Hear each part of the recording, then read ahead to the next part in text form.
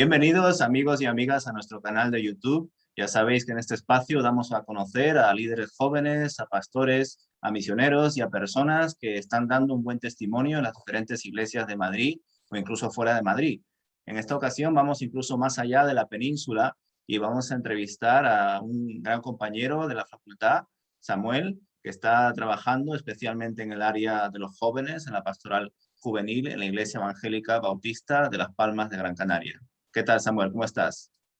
Hola, Lee. Una alegría aquí, compañero, poder estar con ustedes, compartiéndonos un poquito de lo que ha sido el ministerio y la obra del Señor, aquí en Canarias, en Las Palmas. Ujú. Samuel, muchos te conocen, yo lo sé, en la Unión eres hijo de misioneros, también conocen a tu hermano David, pero quizá haya personas, ¿no?, en este canal que estén viendo este vídeo, esta entrevista, quieran saber un poco más de ti. ¿Nos puedes contar cómo fueron tus primeros años como creyente? Yo creo que fue un proceso que fue a lo largo de varias experiencias, ¿no? Y especialmente la vida, ¿no? La vida en iglesia, que fui confirmando esa fe que mis padres me inculcaron, me enseñaron, ¿no? Pero bueno, salí, como estaba diciendo al principio, salí de Brasil con 4 años. Nos fuimos a Chile, a Santiago de Chile. Mis padres fueron invitados, como has dicho, ¿no? Misioneros, a trabajar como profesores en el seminario bautista allí de Chile. Y fue muy bonito, ¿no? Crecer fuera, crecer en Chile desde muy pequeñito, mi hermano David con 7 años, yo con 4. Y a lo largo de esos años, ¿no? Pudimos ver la iglesia allí en Chile naciendo en nuestro piso. Y eso fue una marca y un punto, un factor fundamental, ¿no? En mi experiencia con el Señor. Poder ver milagros, poder ver el Señor actuando, eh, ¿no? Algo tan familiar, ¿no? Ver una obra dentro de tu casa naciendo, fue muy importante para mi fe, ¿no? Y ha tenido consecuencias y trascendencias a lo largo de mi vida. Pero yo te diría, si decías para poner una fecha, te pondría quizás los 10, 8, 10, de 8 a 10 creo, de 8 a 10, ahí donde el Señor fue tocando de forma más concreta mi corazón y testificando, ¿no? Y el Espíritu también actuando, ¿no? Desde muy jovencito, ¿no? El Espíritu transformando y convenciendo a su manera, a la edad que tenía, pero convenciendo de pecado. ¿Cómo Así, encontraste tu identidad, ¿no?, como creyente al ser hijo ya de personas que no solamente creían en el Señor, sino que, como bien has compartido, ¿no?, tenían esa carga misionera por servir en otros lugares? antes de ir a Chile como familia pasamos por una experiencia muy fuerte, que fue la pérdida de mi hermana, de mi gemela, Débora. No, yo tenía 2 años y medio más o menos, fue antes justo de ir a Chile. Y claro, durante esos 5 años después de su fallecimiento, hubo marcas muy profundas en mi familia, ¿no? Y en mi vida también, claramente. Y fue algo muy hermoso, ¿no? Poder ver cómo el Señor trabajó eso en nuestra familia, el luto, la restauración, el restaurar a cada uno de nosotros en nuestra familia. Y fue un marco en mi vida, en el desarrollo, en la base de mi fe en cuanto a experiencias, no del testimonio en mi casa. El testimonio en poder ver la mano del Señor restaurando especialmente a mis padres, a mi madre también, de forma especial, y poder usar, ¿no? Que el Señor fue tan bueno, tan maravilloso de usar esa obra que Él hizo, ¿no? De restauración para bendición de otras personas. Y esto está justamente ligado con lo que yo estaba diciendo antes de que la iglesia nació en nuestro piso, porque eso fue una herramienta brutal que el Señor usó, ¿no? Esos vasos rotos que el Señor reconstruyó fue de testimonio precioso para el comienzo de la iglesia, allí en Santiago de Chile. Entonces fueron marcas, huellas del Señor muy fuertes en mi vida al principio, ¿no? Yo no tenía argumentos para combatir la mano del Señor, el obrar del Señor, la existencia, la realidad del Señor que transforma vidas, ¿no? Y la actividad, la presencia del Señor en mi familia pues me sirvió muchísimo para el resto de mi adolescencia, de mi juventud allí en Chile. Fueron años de muchas tentaciones, de a veces malas incluso amistades, ¿no? Pero ese testimonio, esa marca en mi hogar, siempre fue un argumento más fuerte, ¿no? De que el Dios que mis padres servían era real, era poderoso, y así como los usó y los usa a ellos, también me querría usar a mí y me iba a usar a mí. Entonces, claro, el hogar, el testimonio del hogar siempre fue un ancla firme en la cual yo no tuve cómo negar, ¿no? El poder del Señor, la existencia del Señor y lo que el Señor representa, ¿no? Esta identidad que estabas diciendo. Yo creo que eso fue una de las marcas más fuertes que tuve en mi infancia y de ahí ir desarrollando, ¿no?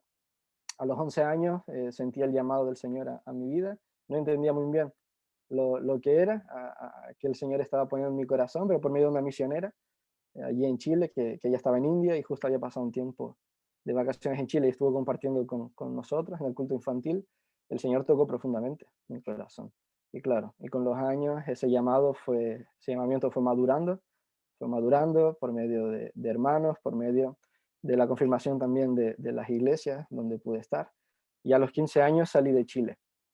A los 15 años nos fuimos de Chile, fuimos a Brasil, ya con la intención de venir a España. Y ese año en Brasil fue de los peores que tuve en mi vida. Yo nunca me he sentido totalmente brasileño, tampoco me sentía totalmente chileno, ¿no? Este factor de la transculturalidad. Y bueno, pero el Señor actuó ese año, fue un año donde me alejé bastante, pero donde el Señor también estaba preparando mi corazón y mi vida, mi forma de pensar y todo, ¿no? Para lo que vendría, ¿no? De salir de Chile me dolió muchísimo, pero acepté, ¿no? El desafío, di mi voto, yo acepté que el Señor nos estaba llamando a un nuevo lugar, pero sufrí mucho y el Señor enseñó demasiado en ese tiempo.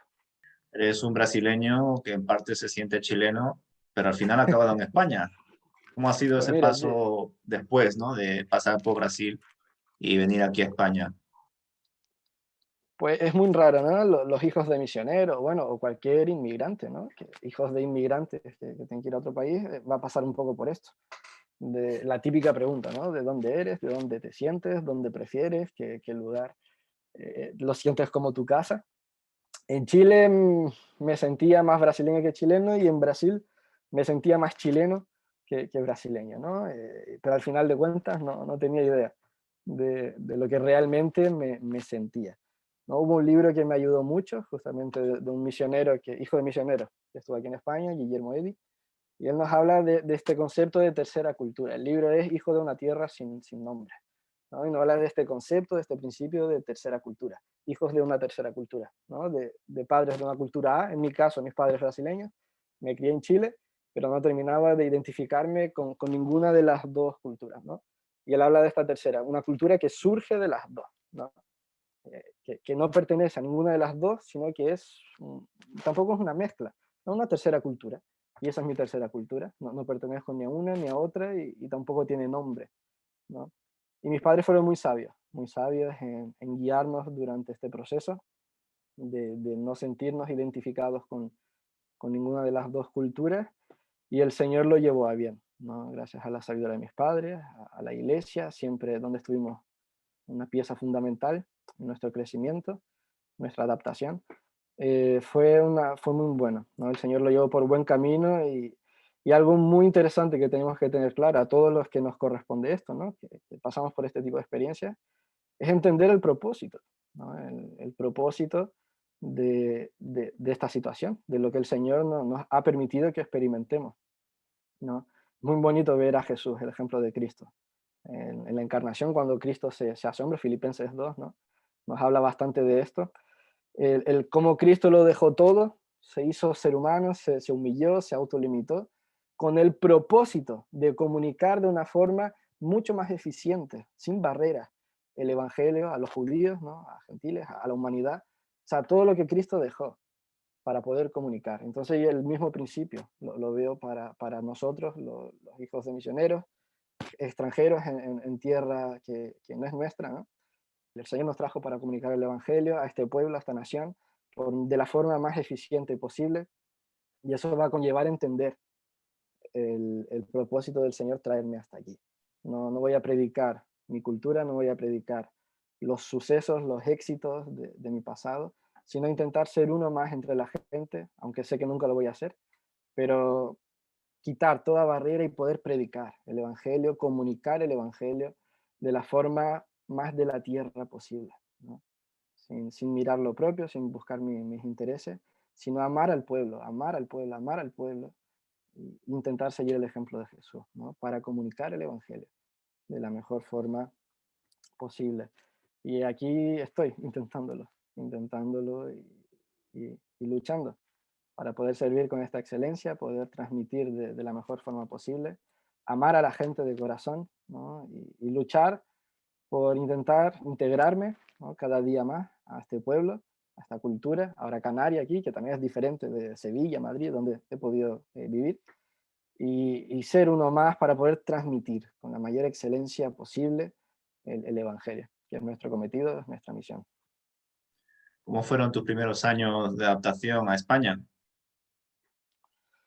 Pues mira, es un tema, España fue diferente de los otros países, porque hubo un error tanto de nuestra familia, de la iglesia a la cual llegamos, inconsciente, inconsciente totalmente. La iglesia donde llegamos fue la iglesia de Sevilla, ¿no? Y esto lo digo sin ningún tipo de rencor ni nada. Nos sentimos totalmente acogidos, pero cuando tú llegas, Eli, a un nuevo sitio, cuando vienes de fuera, ¿no? Y especialmente con el propósito de servir, de empezar alguna obra o lo que fuera, lo más recomendable no es ser arropado por hermanos o gente extranjera o de tu propia nacionalidad, sino ser arropado por hermanos de la tierra, españoles, sevillanos, en aquel caso, ¿no? Y no fue nuestra situación. Llegamos rodeados de brasileños. Había varios pastores brasileños allí en la iglesia, muchos hermanos extranjeros que con todo el amor del mundo, ¿no? Intentando hacernos bien, nos arroparon, pero esto produjo algo no muy bueno en cuanto a la adaptación, que nos perjudicó y hasta hoy nos perjudica, ¿no? Porque cuando llegas a un sitio así y te reciben de esta manera, ¿qué es lo que sucede? Te meten en una burbuja extranjera, ¿no? Y claro, y toda la primera concepción, las percepciones que tienes del nuevo lugar, el nuevo campo misionero al que llegas, va a estar condicionado por la visión de estos hermanos. Entonces lo más recomendable es que llegues y estés con 3, 4 familias, incluso viviendo, es lo que los misiólogos lo van a recomendar, que estés viviendo con hermanos de la tierra, ¿no? De españoles en este caso, y que te van a dar una mejor visión y te va a ayudar a integrarte, más que adaptarte, ¿no? Identificarte, integrarte con la sociedad. A nosotros nos costó muchísimo y todavía estamos en ese proceso. ¿Por qué? Porque de una u otra manera nos sentimos en esa burbuja, en esa fortaleza, ¿no? De hermanos extranjeros, y cada vez que teníamos que ir a servir, a evangelizar, parece que teníamos que salir de esa burbuja, evangelizar, pero luego volvíamos a esa burbuja y no hubo una integración.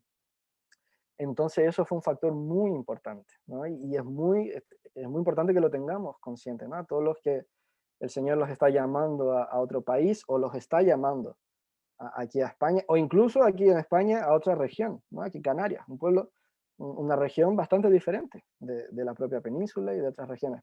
Entonces es muy importante tener esto en mente. Para una buena adaptación, el principio es fundamental. Y claro, a veces la gente con las mejores intenciones, al final, para lo que es la adaptación y el propósito de la venida, puede ser un poco perjudicial. Pero el Señor es misericordioso, el Señor mira los corazones y nos ha ayudado muchísimo en este proceso, tanto en Sevilla, después yo en Madrid y ahora adaptándome también aquí Canarias, que creo que he podido seguir los pasos recomendables y ha sido de muchísima bendición.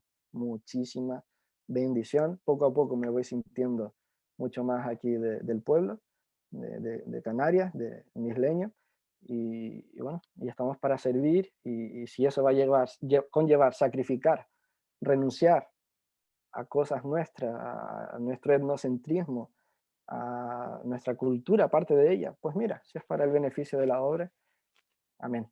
Gloria al Señor. Y si nosotros somos de tercera cultura, que tampoco nos sentimos muy de aquí ni de allá, entonces una bendición poder poner nuestra vida, corazón y todo a la obra del Señor. Y el Señor nos ayuda en el tiempo de la adaptación, integración a una nueva cultura. Ujú. Bueno, te encuentras en una tierra multicultural, muy rica en diferentes aspectos, ¿no? Ya no solamente en su carácter subtropical, sino incluso en su gente, ¿no? Gente canaria, gente de Venezuela, de Cuba y de tantos lugares que al final pues visitan o incluso ya viven y se quedan en Canarias, ¿verdad? Y yo creo que ahí ha habido un propósito por parte de Dios, ¿no? Que una persona que haya nacido en Brasil, que haya pasado un tiempo por Chile y ahora está en España, pueda entender a tantos y tantos que viajan de un sitio a otro y que ahora seguramente pues tú estás conociendo y ayudando en la iglesia de Las Palmas de Gran Canaria. Samuel, cuéntanos qué experiencias viviste para tomar la decisión de ir a estudiar teología a la facultad. Ujú. Pues, como te dije, ¿no? Entendí que el Señor me llamaba al ministerio desde los 11. La salida de Chile fue importante para tener más certeza de eso. Llegué a Sevilla con 16 años y a los 19 terminé bachillerato, justamente porque tuve que perder un año con el traslado para España. Pero tenía en mi mente algo muy claro, tenía en mi mente algo muy claro que yo quería hacer una carrera antes de estudiar teología y prepararme ya de forma más eficaz para el ministerio. Y claro, mis padres me decían eso, otros pastores me decían eso, hermanos ya con más experiencia me decían lo mismo, hasta la carrera, tal. Y bueno, tomé la decisión, partí para sociología incluso, pensando también en el ministerio, alguna carrera que me pudiese ayudar justamente como una herramienta para el ministerio. Y empecé sociología y a lo largo de ese año, pues el Señor me enseñó que estaba haciendo las cosas mal, ¿no? Que verdaderamente yo no había buscado, lo había buscado a Él para guiarme en las decisiones que tendría que tomar. Fue un año de aprendizaje donde el Señor me mostró que el camino que Él tenía para mí era ya la formación teológica, que Él quería que me especializara en ese sector, en esa área, ¿no?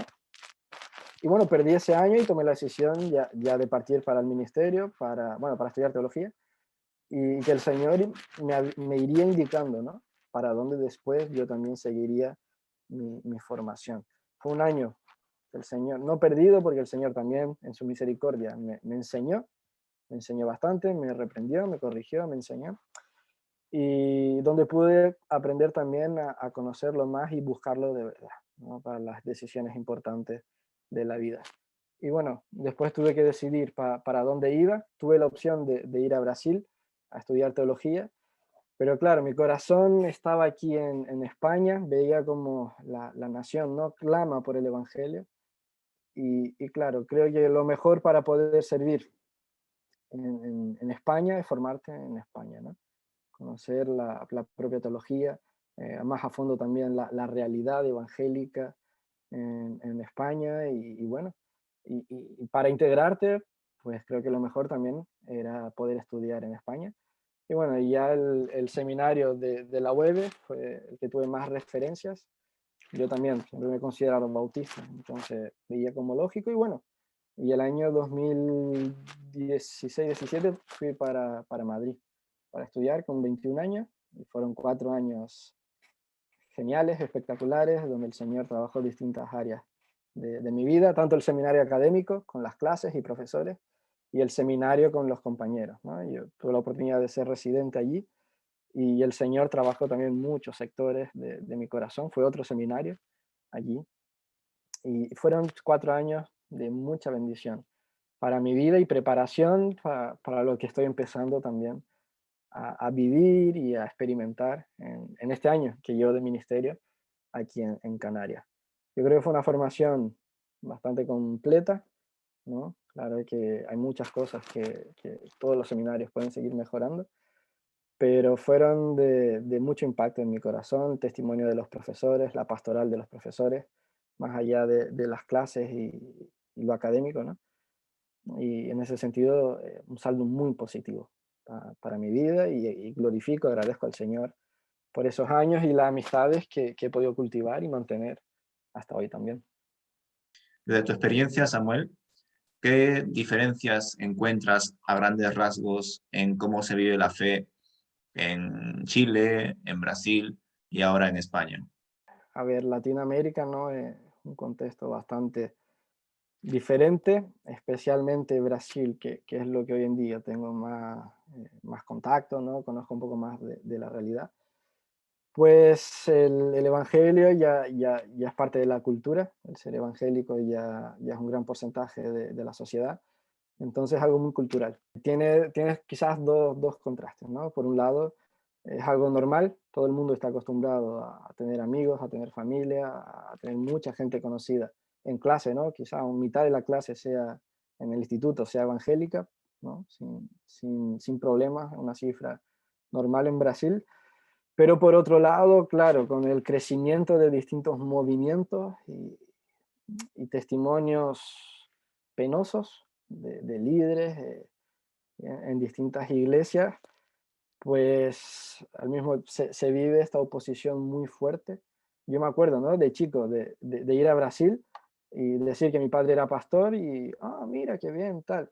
Y el año que estuve en Brasil, el 2011, decir que mi padre era pastor y la gente mirarme con odio, como que si mi padre fuera un ladrón, como que si mi padre fuera algo del tipo, ¿no?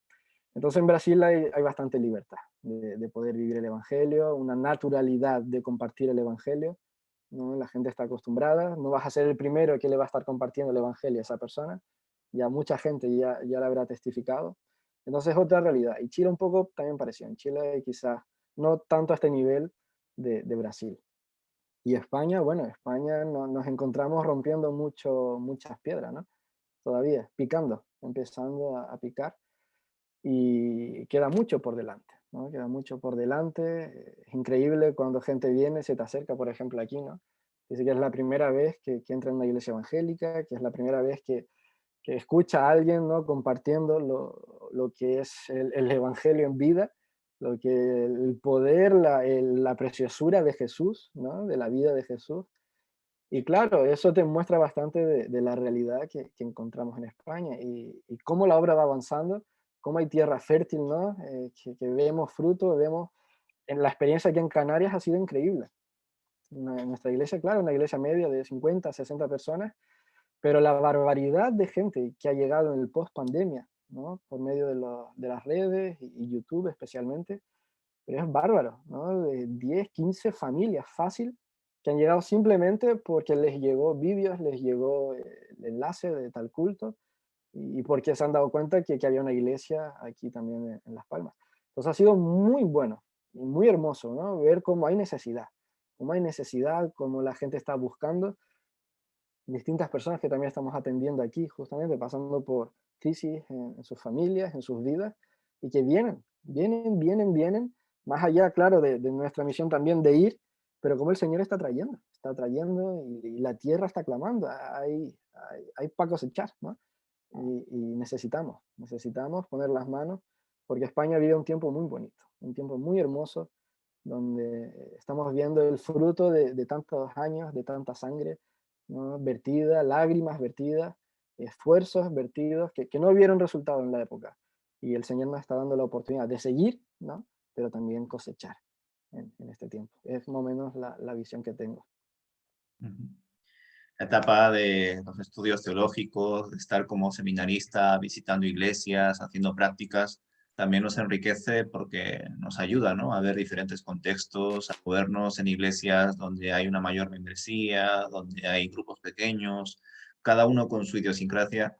Y por eso te quería preguntar, ¿no? Durante ese tiempo de prácticas, durante la facultad, o incluso ahora ya, ¿no? ¿Cómo es tu visión, ¿no? Acerca de la juventud? ¿Cómo contemplas el movimiento juvenil evangélico en España? Bueno, por un lado, ¿no? El propio liderazgo, ¿no? Yo creo que pasa cualquier comentario que se pueda llegar a hacer sobre la juventud en España, pasa por el liderazgo también que está liderando, ¿no? Esta juventud. Distintos lugares, justamente como estabas diciendo, que he podido hacer prácticas a lo largo de mis estudios en el seminario. En 3 iglesias pude estar, allí en la Comunidad de Madrid, y pude ver un poco eso, ¿no? Y también en Sevilla, en los años que estaba aquí en España. Generaciones, líderes, esforzándose muchísimo, muchísimo, ¿no? Dando, pero quizás fallando en el abrir las oportunidades para que nuestros chicos, nuestros adolescentes jóvenes pueden ir poniendo en práctica, pueden ir responsabilizándose, ¿no? Tienen una conciencia mucho mayor del compromiso y del papel que ellos tienen que también a la hora de servir. Quizás fallamos mucho en dárselo todo, ¿no?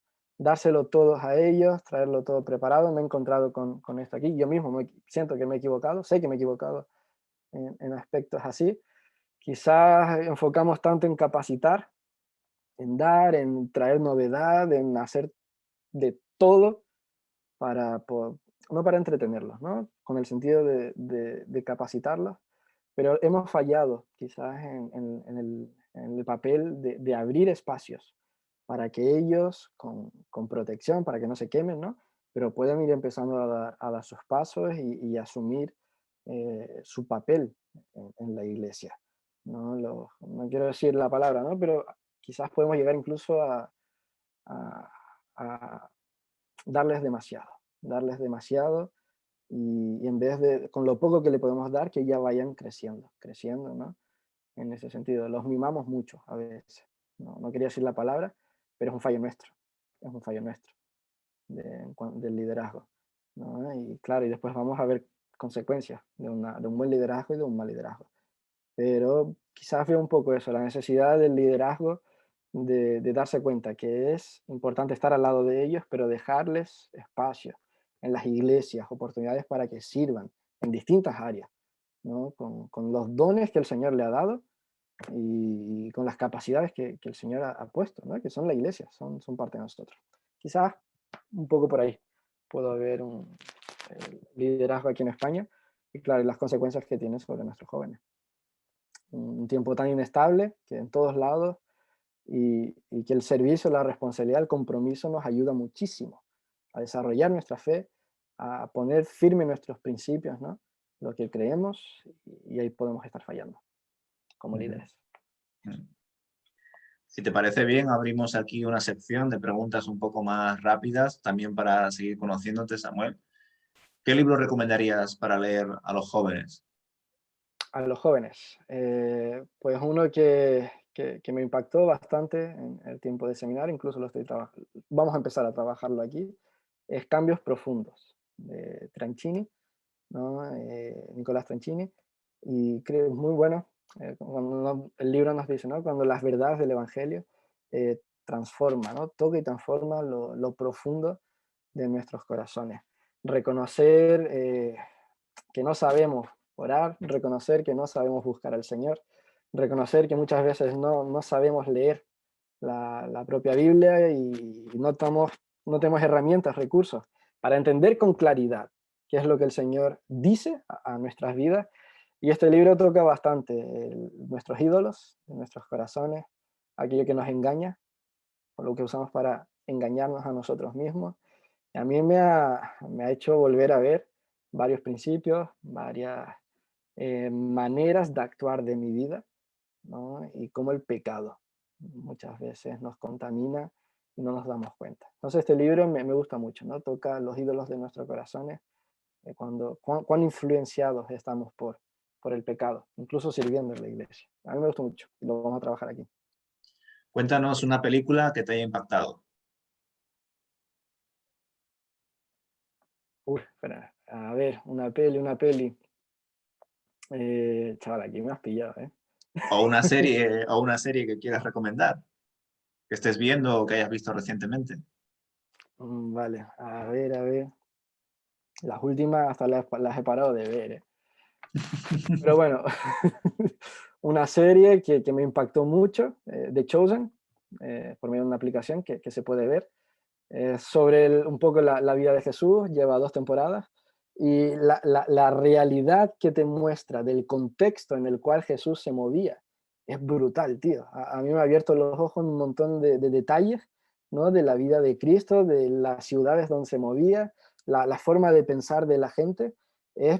Para mí ha sido genial, genial, genial. Los primeros capítulos son duros de ver porque son un poco aburridos, demasiada información, pero a lo largo de la serie, por más de una lágrima mía, se ha caído, ¿no? Muy bonita, muy bien hecha, y la realidad que te da del contexto de Capernaum, de Israel, de la época donde Jesús estuvo, es preciosa. para después también volver a los textos bíblicos, leer, una mayor comprensión Ujú, de lo que fue el ministerio de Jesús. ujú. Bueno, en tu familia también, la mayoría de vosotros, por no decir todos, tenéis esa pasión por la música, ¿verdad? Tanto por tu padre, tu hermano, tú. Así que quizá también nos puedas contar o recomendar algún cantante o algún estilo de música que estés escuchando. Pues sí, yo soy un poco la oveja negra, ¿no? De la familia. Mi padre es músico, mi hermano también fue más por allí. Yo, bueno, en un ambiente musical algo terminé absorbiendo, ¿no? Pues mira, yo soy me gusta mucho el worship, el nuevo no lo nuevo, ¿no? Que está surgiendo, sino que se está desarrollando bastante, ¿no? Me gusta mucho Un Corazón, me gusta mucho la IBI, ¿no? Algunos ministerios también en Estados Unidos, Preston Wood Baptist Church, es una forma que me encanta en una iglesia, ¿no? Y bueno, y en general tener mucho cuidado con todo lo que escuchamos, las letras que contamos en nuestras iglesias, pero vivimos un tiempo de muchos recursos, y yo tiro mucho por los worship, ¿no? Lo que hoy en día se le dice así, ¿no? Esto de este pop, ¿no? Cristiano, que a mí me encanta, y yo tiro mucho por ahí. Pues para concluir esta entrevista, Samuel, te quería preguntar un poco respecto al futuro, ¿no? No sé si tendrás alguna expectativa, por ejemplo, en cuanto a tu ministerio, o si incluso quieres compartir algún proyecto, algún plan que tengáis en vuestra iglesia y que nosotros pues podamos saberlo o incluso orar por ello. Si tenéis aquí a medio plazo o quizá ya para el año que viene algo pensado en lo cual nosotros podamos orar o tenerlo en cuenta, comunión. Sí, no, mi ministerio, lo que yo veo es poder seguir aprendiendo, porque soy joven, tengo 25 años, sé que me queda mucho por aprender. Este primer año que he tenido de ministerio, el Señor me ha dado por varios sitios, he aprendido mucho, muchísimo, puedo corregir bastante, ¿no? Y que como líderes, como iglesias, podamos seguir en este camino de humildad, ¿no? Reconociendo en nuestra historia los distintos errores que personas, ¿no? hemos tomado, aprender, aprender a rendir cuentas en nuestra iglesia, aprender a pastorearnos los unos a los otros, el proyecto que como iglesia, ¿no? No tenemos algo tan definido, pero es lo que está en el corazón de nosotros. La iglesia ahora mismo aquí está sin un pastor, ¿no? Presidente, por así decirlo, pero claro, nuestro deseo es que podamos aprender a pastorearnos, que es nuestro llamado, pastorearnos los unos a los otros, poder dar esta visión a la iglesia, este ejemplo a la iglesia, aprender a rendir cuenta, aprender a confesar pecado, aprender a ser un soporte, a hacer ayuda, a ser brazos, a hacer lo que tengamos que ser en la vida de nuestra comunidad, de nuestra congregación. Y yo creo que nos falta mucho eso, ¿no? Ese camino de dependencia del Señor y de ese pastoreo mutuo dentro de la iglesia. No depender de algunos hermanos, sino entre todos, aprender, que es nuestra misión, pastorearnos, ¿no? Llevar el Evangelio, pero amarnos, pastorearnos los unos a los otros. Así que podamos ser una iglesia, ¿no? Fundamentada en estos principios también. Muchas gracias por tus aportaciones, también por comentar, ¿no? Las fortalezas y las debilidades que a veces suceden en nuestras iglesias y también, ¿no? Ver cómo el liderazgo juvenil tiene que continuar en esa línea, ¿no? De repensar nuevas formas de ceder en el liderazgo, de, por un lado, por supuesto, capacitar, ¿no? Pero también, de algún modo, delegar a los jóvenes para que sigan creciendo y madurando en la fe. Nos alegramos mucho, Samuel. Muchas personas te conocemos aquí en España, especialmente en Madrid. Te recordamos de la facultad y nos alegra mucho saber que estás en el liderazgo en la pastoral juvenil ahí en Las Palmas de Gran Canaria. Un saludo, Samuel, a todos los que están en tu iglesia y especialmente a tus jóvenes. Pues igualmente, Eli, ¿vale? Que podamos seguir plantando y cosechando en esta preciosa tierra que nos ha adoptado. Vale. Amén. Un gran abrazo, Eli. Bendiciones. Bendiciones, Samuel. Muchas gracias, queridos jóvenes y personas que estáis viendo este canal, que estáis viendo esta entrevista. Esperamos que sea de bendición siempre para vosotros, incluso que abra en vuestros corazones ese deseo de seguir orando, intercediendo por jóvenes líderes, por pastores, por misioneros que nuestras iglesias intentan continuar con la labor con ese llamado que el Señor ha puesto en nuestro corazón. Que el Señor os bendiga.